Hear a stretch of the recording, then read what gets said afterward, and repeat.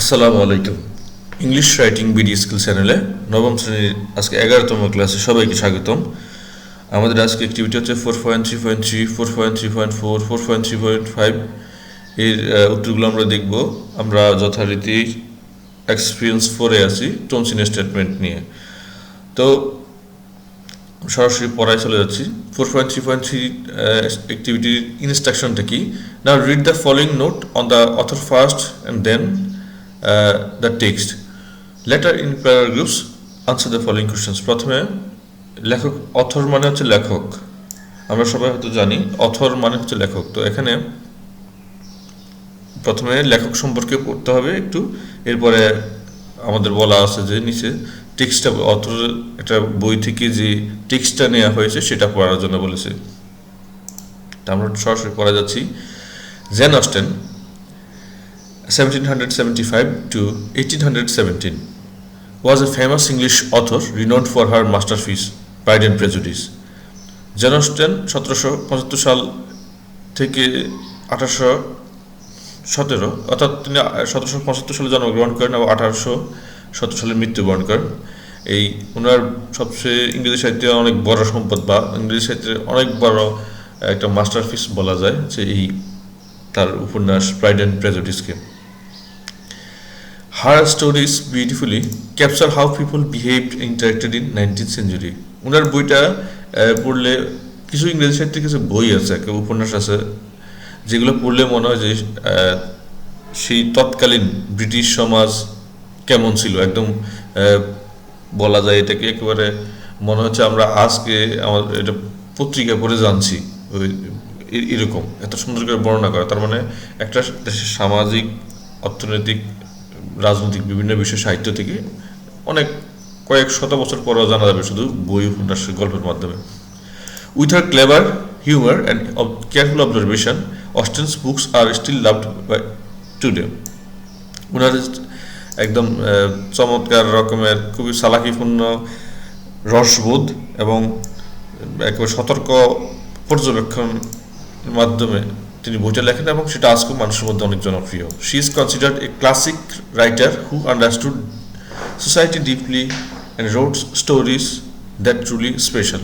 তিনি একজন classic writer যিনি একদম সমাজের একদম গভীরে বিষয়বস্তু নিয়ে লেখেন এবং সেটা সত্যি বিশেষ। এবং বলা হচ্ছে কি ক্লাসিক রাইটার কেন বলা হচ্ছে? ক্লাসিক রাইটার হচ্ছে যারা আগের দিনে সাহিত্য রচনা করেছেন, সেটা বর্তমান আধুনিক কালের সাহিত্যকে মডার্ন লিটারেচার বলে, সেই সময়ের প্রাচীন বা আগেকার সময়ে লেখা সাহিত্যকে ক্লাসিক বলা হয়। Pride and Prejudice by Jane Austen is classic novel that explore society, manners, relationship with wit and serve. Pride and Prejudice হচ্ছে জেন অস্টেনের একটা ক্লাসিক নোভেল যেখানে সমাজ, আচরণের ধরন, বিভিন্ন মানুষের সম্পর্কগুলো তিনি এক রসবোধের মাধ্যমে, তীক্ষ্ণ রসবোধ এবং একদম মাধুর্যের সাথে তুলে ধরেন। আচ্ছা, প্রাইড অ্যান্ড প্রেজুডিসের এখানে বাংলাদেশ সামারিটা আছে, এটা তো সম্পূর্ণটা তো এটা অনেক বড় বই, তা আমি জাস্ট বোঝার জন্য এখানে আমরা একটু বাংলা ব্যবহার করেছি, সেটা আশা করি তোমরা বুঝতে পারবে। জাস্ট পুরো ঘটনাটা আমাদের জানা দরকার নেই, কারণ আমাদের মিস্টার কলিন্স সম্পর্কে একটু তুলে দেওয়া আছে বই থেকে, সেই অংশটাই আমাদের আজকে পড়ার বিষয়। তবে আগে প্রাইড অ্যান্ড প্রেজুডিস সম্পর্কে জানি আসলে বইটা কী নিয়ে। ধনী মিস্টার বিংলে যখন নেদারফিল্ডে আসেন তখন তিনি বেনেট পরিবারের 5 মেয়ে থেকে যে কোনো একজনকে তার সাথে বিয়ে দেওয়ার জন্য মরিয়া হয়ে ওঠেন। বড় মেয়ে জেনের সাথে বিংলের বাপ হয় এবং তাদের বিয়ে ঠিক হয়। বহু ঘটনার পর তারা বিবাহ করেন। একদিকে বিংলের বন্ধু ডার্সি এলিজাবেথের প্রতি অহংকারপূর্ণ আচরণ করেন, অর্থাৎ এখানে এটা হচ্ছে প্রাইড। আর্মি অফিসার উইকহ্যাম ও ডার্সির বিরুদ্ধে অভিযোগ করেন। ডার্সি সম্পর্কে এলিজাবেথের ধারণা আরও খারাপ হয়, অর্থাৎ প্রেজুডিস তৈরি হয়। প্রেজুডিস মানে কি? প্রাইড মানে যদি অহংকার হয়, প্রেজুডিস মানে হচ্ছে কুসংস্কার বা বাজে ধারণা। এটা একসময় ডার্সি নিজেকে ভালো প্রমাণ করেন, ফলে এলিজাবেথের প্রেজুডিস শেষ হয়, তারা বিয়ে করেন। এর আগে লিডিয়া উইকহ্যাম এর সাথে পালিয়ে বিয়ে করে এবং মিস্টার কলিন্স, যিনি এলিজাবেথকে ব্যর্থ প্রপোজ করেছিলেন, পরে শার্লট লুকাসকে বিয়ে করেন। আচ্ছা, আমরা এখন পড়া চলে যাই সরাসরি। আমাদের টেক্সট এইটা হচ্ছে দরকার, জাস্ট পুরো উপন্যাস থেকে না, পুরো উপন্যাসের একেবারে ক্ষুদ্র একটা অংশ একটা মিস্টার কলিন্স সম্পর্কে তুলে নিয়ে আসা হচ্ছে যে লেখাটাতে, আমরা সেটা দেখছি। Mister Collins was not a sensible man.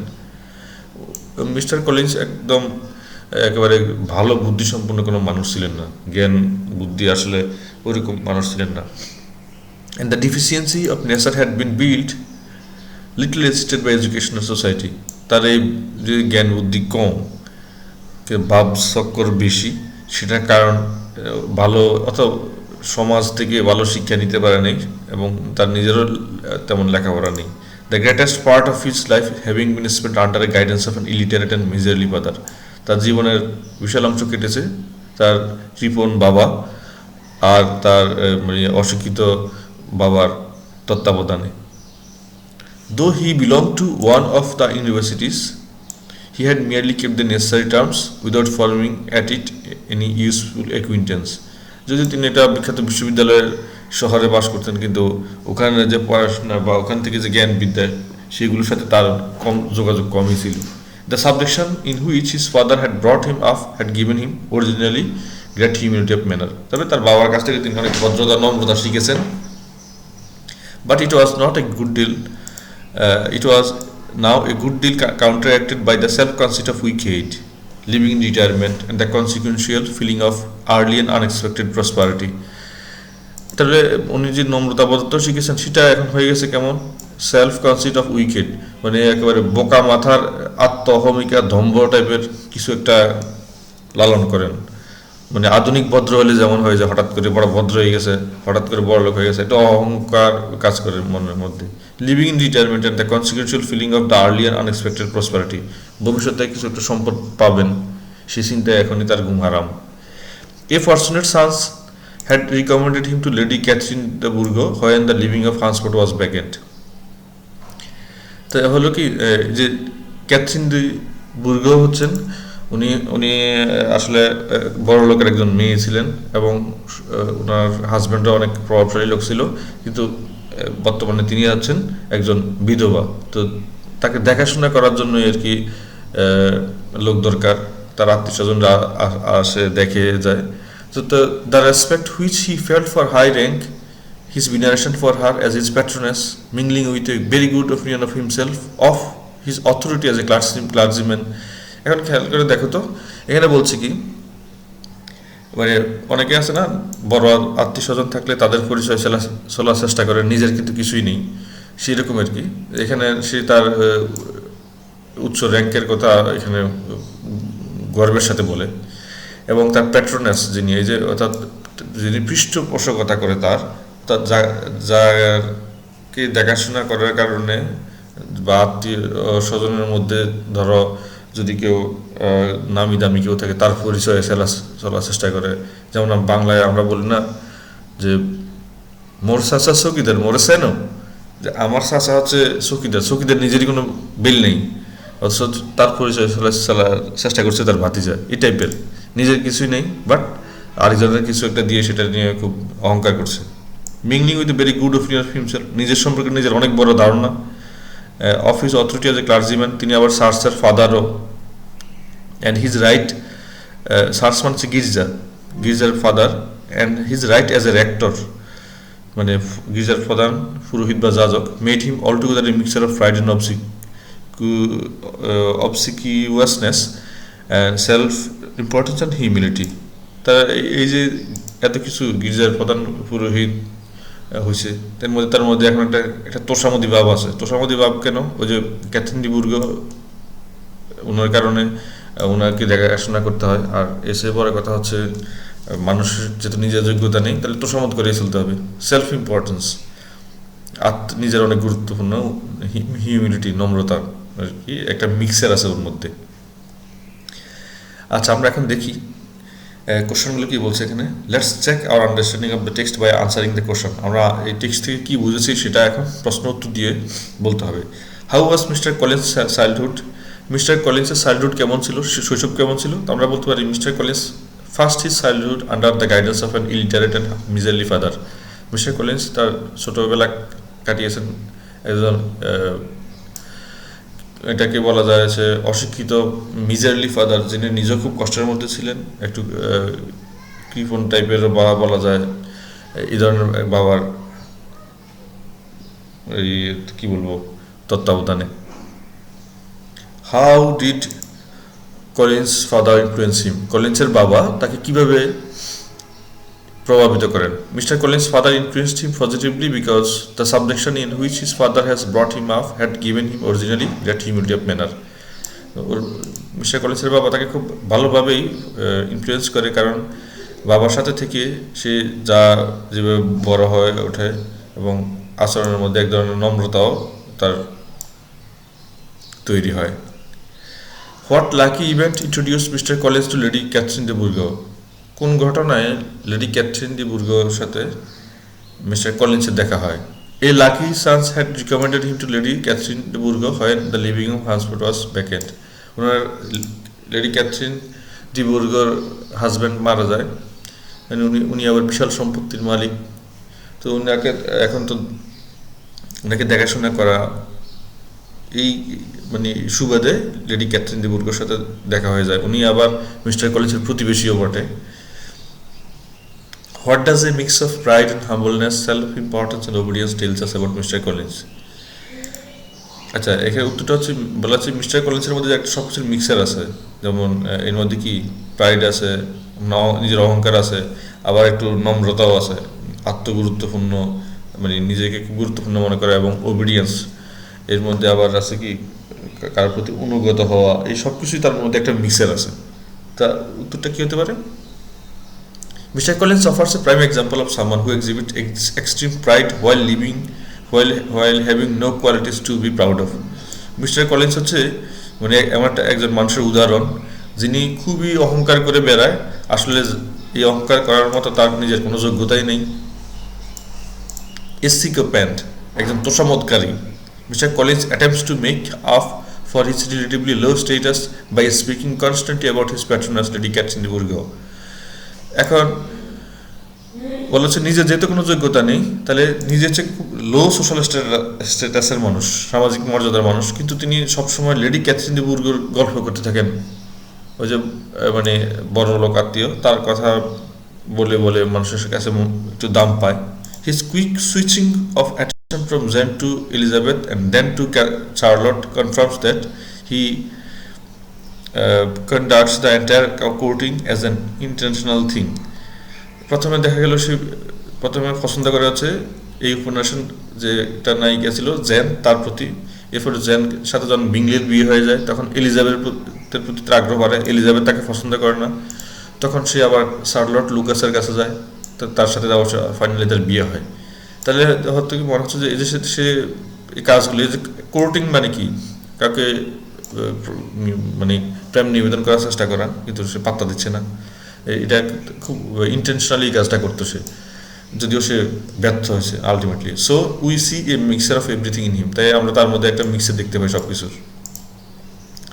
আচ্ছা, এখন আসো what ideas about society might the author be expressing through mister Collins. Mister কলিন্সের মাধ্যমে এখানে কি ধরনের আইডিয়াটাকে মানে লেখক দেখাতে চেয়েছেন? জেন অস্টেন এই মিস্টার কলিন্সের চরিত্রের মাধ্যমে কি দেখাচ্ছেন আমাদেরকে? There are two impacts of social class found in Pride and Prejudice novel. এই প্রাইড অ্যান্ড প্রেজুডিসের মধ্যে দু ধরনের ইম্প্যাক্ট পাওয়া যায় সামাজিক ক্লাসের, যেখানে সামাজিক মর্যাদাবোধ এর বিষয় আছে, কারো উচ্চ মর্যাদা, কারো নিম্ন মর্যাদা, কারো মাঝামাঝি।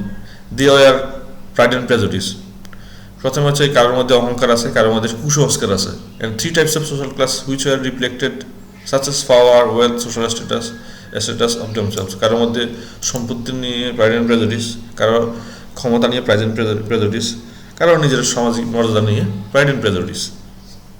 Prejudice as feeling towards people or person because of their social class. এই যেমন সোশ্যাল ক্লাসের জন্য কুসংস্কার তৈরি হওয়া, বড় লোকরা কখনোই গরিবের সাথে মিশবে না, এটা সামাজিক একটা আজীবনের রীতি, কখনোই মিশতে চাইবে না, তাদের মধ্যে একটা প্রেজুডিস কাজ করবে, এরা হচ্ছে গরিব। Jane Austen presents Mr Collins who is very aware of his social status. Jane Austen এই মিস্টার কলিন্সকে সবসময় মানে এমনভাবে পোর্ট্রে করেছেন, তুলে এনেছেন যে লোকটা খুবই তার সোশ্যাল স্ট্যাটাস নিয়ে সচেতন, আর লোকজনকে খুব ইমপ্রেস করতে চায়। ইজ এক্সট্রিমলি প্রাউড, খুবই অহংকারী, হ্যাজ অ্যান ইনফ্লেটেড এগো, আন্দাজে রকমের একটা নিজের অহংবোধ আছে। This were the common characteristics of the society. আসলে এটা সেই সময়কার 19 শতকের যে ইংরেজ সমাজ অর্থাৎ ইংল্যান্ডের যে সমাজ ব্যবস্থা ছিল সেই রকম মানুষের মধ্যে এই ধরনের ইয়ে ছিল, প্রাইড ছিল, প্রেজেন্টিস ছিল, এটা লেখক তুলে এনেছেন। ওকে, আমরা এখন চলে যাচ্ছি 4.3.4 এ। এখানে কি বলছে দেখো তো, read the following note and then in parent groups explain how the author's feeling and emotions are hidden in the text through words. নিচের যে একটা টেক্সট দেওয়া আছে, টেক্সট বি, যেটা আমরা টেক্সট এ পড়েছি, এখন টেক্সট বিতে বলছে কি, এটা পড়তে বলছে কিভাবে লেখকের নিজের ফিলিং এবং ইমোশনগুলো এই টেক্সটের মধ্যে লুকিয়ে আছে। Finally share your findings in the ক্লাসে সেটা প্রকাশ করতে বলেছে। আচ্ছা, আমরা এখানে যদি দেখি, the author's attitude and feelings towards mister sorry না, এটা আমরা এখন ইয়েতেই আছি, আমরা এখন টেক্সট এতে আছি, আমরা টেক্সট এতে আছি কিন্তু ডিফারেন্ট একটা অ্যাক্টিভিটিতে। The author's attitude and feelings towards Mr. Collins were characterized by a mixture of irony, criticism, and perhaps a touch of amusement. Jane Austen যে এখানে এই মিস্টার কলিন্সকে তুলে এনেছেন, তো সেটা কীভাবে কি দেখিয়েছেন, একটা মিক্সচার অফ লোকটার মধ্যে একটা আইরনি, হ্যাঁ, তারপরে সমালোচনা বোধ, এবং সে একদম তার আচরণ দেখে মানুষ খুব মুগ্ধ হচ্ছে কেন, একটা বোকা সকালো টাইপের ক্যারেক্টার, সেই কারণে। That author uses language that conveys a negative and mocking perspective on Mr. Collins' character, upbringing and education. তার পড়াশোনা, তার বড় হওয়া, তার চরিত্র নিয়ে মিস্টার কলিন্সকে যেভাবে তুলে আনা হয়েছে, এটা এক ধরনের একটা নেগেটিভ একটা এবং হাস্যকর একটা দৃষ্টিভঙ্গি তৈরি হয়।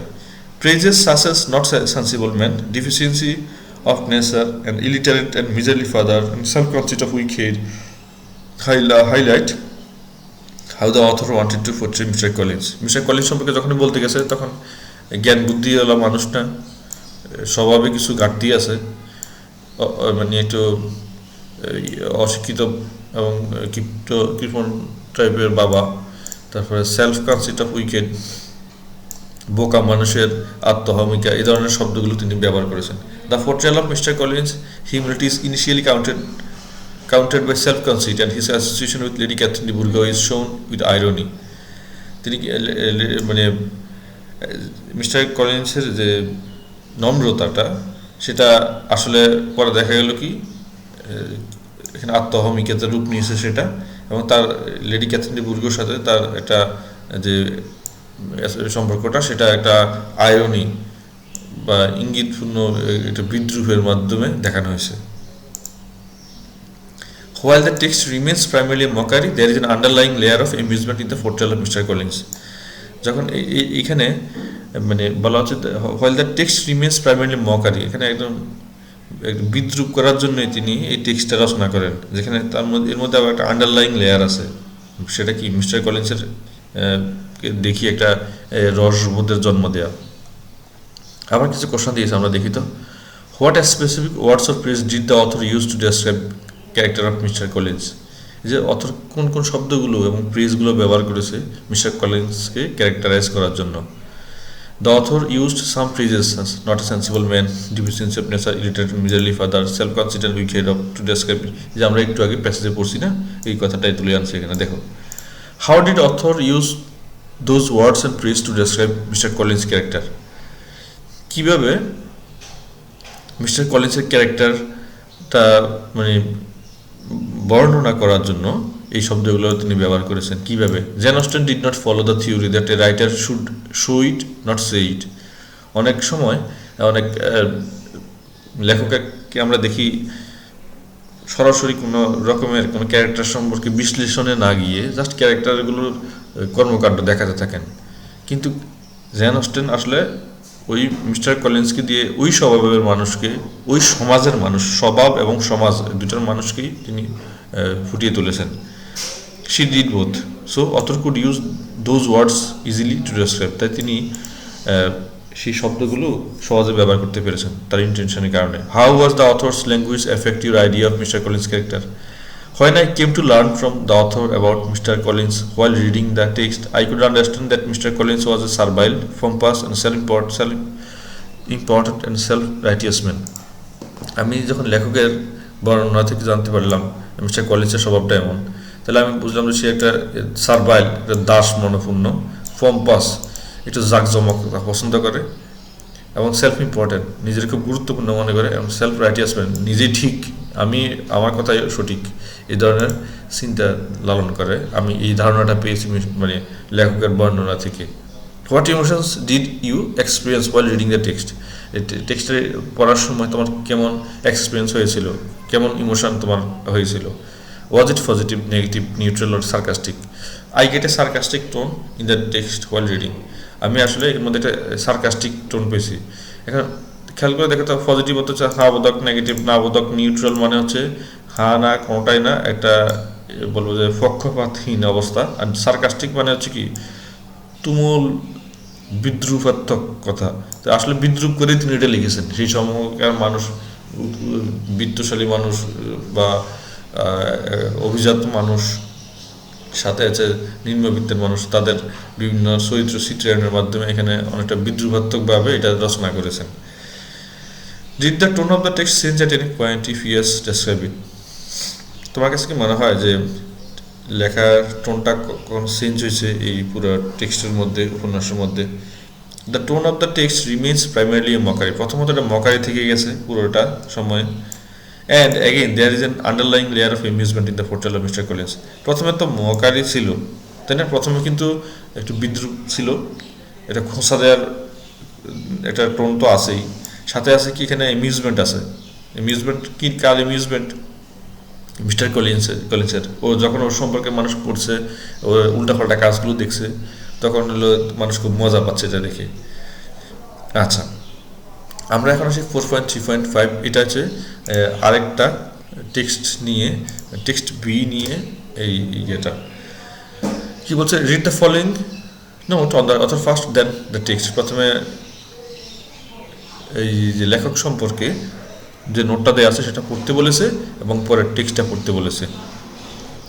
এলুইন ব্রুকস হোয়াইট, 1899 টু 1985, 1899 জন্ম আর 1925 সালে মৃত্যু। Elwyn Brooks White was a renowned American author and essayist. তিনি ছিলেন একজন অত্যন্ত সুপরিচিত আমেরিকান লেখক এবং প্রবন্ধকার। He is famous for his classic children's books আর like Charlotte's Web and Stuart Little, known for their timeless storytelling and touching themes. তিনি ছোট বাচ্চাদের জন্য বই রচনা করেন। একটা ছিল শার্লটস ওয়েব, আরটা ছিল স্টুয়ার্ট লিটল। এই দুইটা বই, এটা এখন পর্যন্ত ছোট বাচ্চাদেরকে গল্প শোনানোর জন্য বা একটা মানে তার থিমের জন্য, খুবই মর্মস্পর্শী থিমের জন্য এই গল্পগুলো জনপ্রিয় ছোটদের বাচ্চাদের মধ্যে।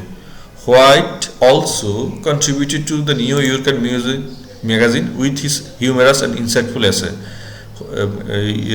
ই বি হোয়াইট যিনি, তিনি লিখে কি বিষয়, নিউ ইয়র্ক পত্রিকাতেও কিন্তু তিনি এগুলো লেখেন কি বিষয়ে, এই অনেকগুলো রসাত্মক এবং মানে অন্তর্দৃষ্টিমূলক অনেক প্রবন্ধ রচনা করেন। His works continues to captivate readers of all ages with their warmth, wit and enduring charm. তার লেখাগুলোর মধ্যে কেমন ছিল, সকল শ্রেণীর পাঠকের মধ্যে কেমন আছে, এক ধরনের মানে মানুষ লেখার মধ্যে এক ধরনের উষ্ণতা পায়, রসবোধ পায়, তারপরে আছে মাধুর্য পায়।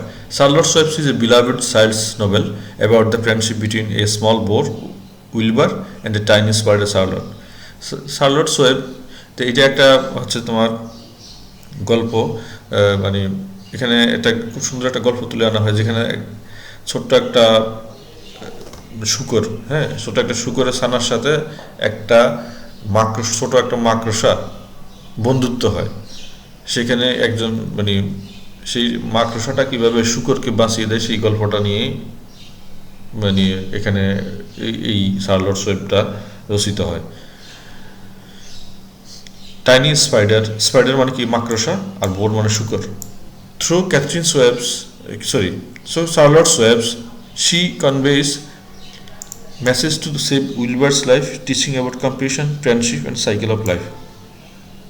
তো তিনি এখানে কি কি দেখান আর কি, যেহেতু লেখার মধ্যে মানুষের সামাজিক অবস্থা ফুটে ওঠে, তিনি এই শার্লটস ওয়েব রচনা করার মাধ্যমে তিনি মানুষকে একটা মেসেজ দিয়েছেন উইলবার্স কীভাবে যে উইলবারদের জীবন মানে ছোট শুকরদের জীবন রক্ষা করা যায়, তারপর টিচিং অ্যাবাউট কম্পিটিশন কীভাবে মানুষের মধ্যে মমত্ববোধ বন্ধুত্ব এবং জীবনের সাইকেল একটা সময় মানুষকে চলে যেতে হয়, যে জন্মের পর পৃথিবীতে নির্দিষ্ট একটা সময় থাকার পরে অনেক মায়া মহব্বত মিল মানুষের সাথে তৈরি হয়, পরে একটা সময় মানুষকে ছেড়ে যেতে হয়, মানুষ মরেও তো যায়, তাই না?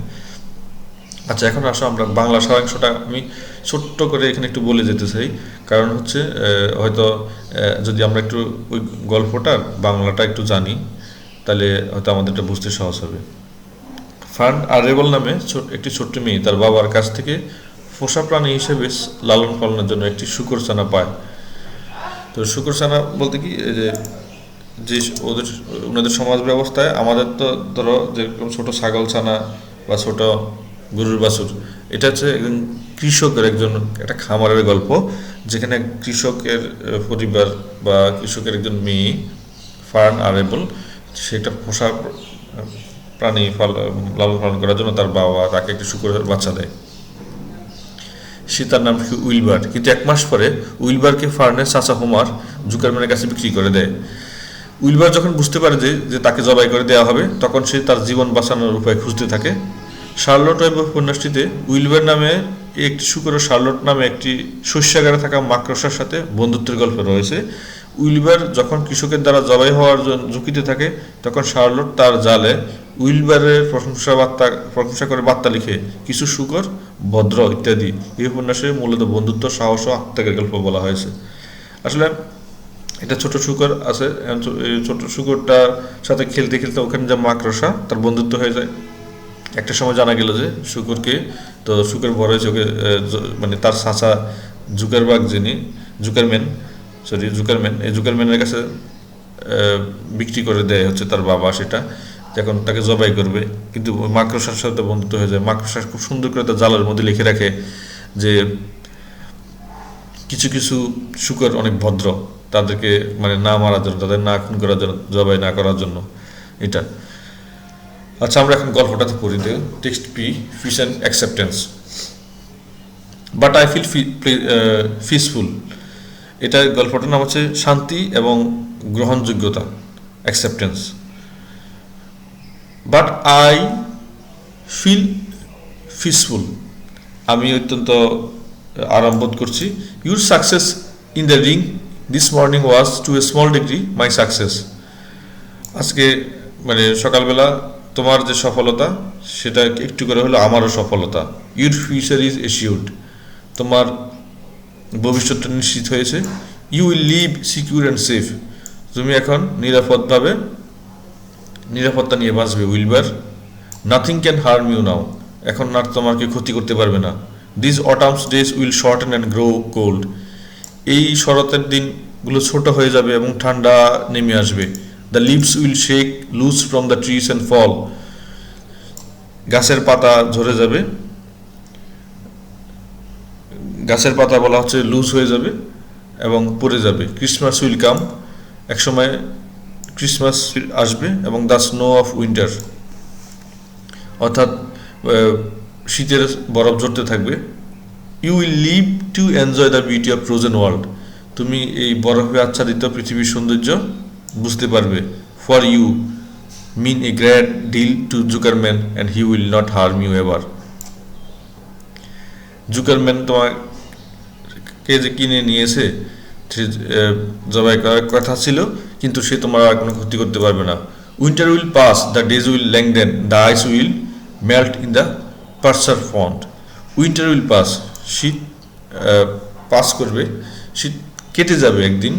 দ্য ডেজ উইল লেংদেন, দিনগুলো আবার গ্রীষ্মের দিনের মতো বড় হবে। The ice will melt in the pasture pond, বরফগুলো গলে এক সময় কোথায় চলে যাবে, যে তৃণসারণ ভূমি যে আছে তার পাশে একটা পুকুর আছে সেখানে। The song Sparrow will return and sing, যে চড়ুই পাখিগুলো গান গাইতো সেগুলো আবার ফিরে আসবে, গান গাইবে। দ্য ফ্রগ উইল অ্যাওয়াক, আবার ব্যাঙগুলো জেগে উঠবে। The warm wind will blow again, গরম বাতাস আবার বইতে থাকবে। All this sights and sounds and will be use to enjoy. এই চমৎকার দৃশ্যগুলো, শব্দগুলো, গন্ধগুলো একদিন সবগুলো তোমার হয়ে যাবে উপভোগ করার জন্য। Wilbur this lovely world this precious day. Wilbur একদিন এই সুন্দর পৃথিবীটা, এই মূল্যবান দিনগুলো তোমার হবে। আচ্ছা, এইগুলো মূলত একটা স্পাইডার বলে, ঠিক আছে? স্পাইডার হচ্ছে কি, মাকড়সাটা তার জালের মধ্যে কিছু কথা লিখে রাখে, এই জুকারম্যান যেন দেখতে পায়, যেন তাকে জবাই না করে। তো অবশ্যই এর মধ্যে আবার ওই যে ফার্নেরাবল যে মেয়েটা, তারও একটা ভূমিকা থাকে যেন একে জবাই করা না হয়। আচ্ছা, আমরা এখন দেখি যাই কোশ্চেন আনসারগুলো। What emotions does the speaker convey towards Wilbur in the passage? এই প্যাসেজের মধ্যে উইলবার কি ধরনের আবেগ প্রকাশ করে, মানে সরি, উইলবারের প্রতি কি ধরনের, যিনি স্পিকার, যে কথা বলছে, এই প্যাসেজটা তিনি বর্ণনা করছে, সেখানে উইলবারের প্রতি কি ধরনের মেসেজ দেওয়া হয়েছে। The speaker canvas challenge and hardship and sympathetic emotions towards Wilbur in the passage. আসলে এখানে স্পিকার যিনি, বক্তা যিনি, তিনি আসলে এখানে একটা চ্যালেঞ্জ, যেহেতু তাকে জবাই করার, সে বড় হয়ে গেছে, তাকে জবাই করার সময় হয়ে গেছে, সে অনেক মানসিক পীড়ার মধ্যে আছে, কখন কি হয়ে যায়, মৃত্যু কখন চলে আসে, মানে এটা নিয়ে যখন উইলবার ভাবতেছিল, অর্থাৎ শুকরটা ভাবতেছিল, সেই অর্থে আমরা বলতে পারি এটা তার জন্য একটা চ্যালেঞ্জ এবং হার্ডশিপ, কষ্টের একটা ইমোশন তৈরি করে। আবার সিম্প্যাথি একই সময়ে, সিম্প্যাথিও কিন্তু তার প্রতি মানুষের, যে এত সুন্দর করে সে বর্ণনা করছে তার প্রবলেমগুলো, বা লেখক বর্ণনা করছেন, তার প্রতি একটা সিম্প্যাথি তৈরি হয়। তা আমরা বলতে পারি sympathetic emotion towards Wilbur in the passage. আমরা এখানে ওয়ার্ড লিখতে পারি, এন্ড লিখি, এন্ড সিম্প্যাথেটিক ইমোশনস। আচ্ছা, how do the present world and this precious days mean in the passage? Present world means harsh reality of life. যখন বরফে আচ্ছাদিত হয়ে যায়, ইউরোপের কথা বলা হচ্ছে, পৃথিবীটা গাড়ি চলতে পারে না, মানুষ বাইরে যেতে পারে না। যেমন আমি আজকে পত্রিকায় দেখলাম, ইউরোপের একটা দেশের প্রায় 43 ডিগ্রির মতো, -43 ডিগ্রি, মানে বরফেরও উপরে বরফ, রাস্তাঘাট সব বন্ধ হয়ে আছে, গাড়ি চলতে পারছে না, কুয়াশার কারণে প্রচণ্ড, মানে রেল লাইনও বন্ধ হয়ে আছে। তো এটাই হচ্ছে হার্শ রিয়েলিটি, জীবনের একটা কঠিন দিক হচ্ছে এরকম উন্নত বিশ্ব, বাট এখানে ফ্রোজেন ওয়ার্ল্ড, একদম বাইরে গেলে মনে হয় ডিপ ফ্রিজের মতো মনে হবে। তো দিস প্রিসিয়াস ডে বলতে কি বোঝানো হচ্ছে? Means remaining days of wands life in the world after an experience of nearly meeting with death.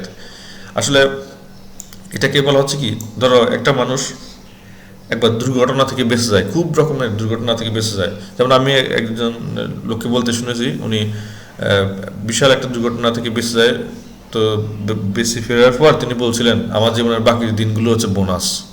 তো দিস প্রিসিয়াস ডে, এই যে বোনাস, এই প্রিসিয়াস মানে মূল্যবান, এই মূল্যবান দিনগুলো বলতে কোনগুলো বোঝায়?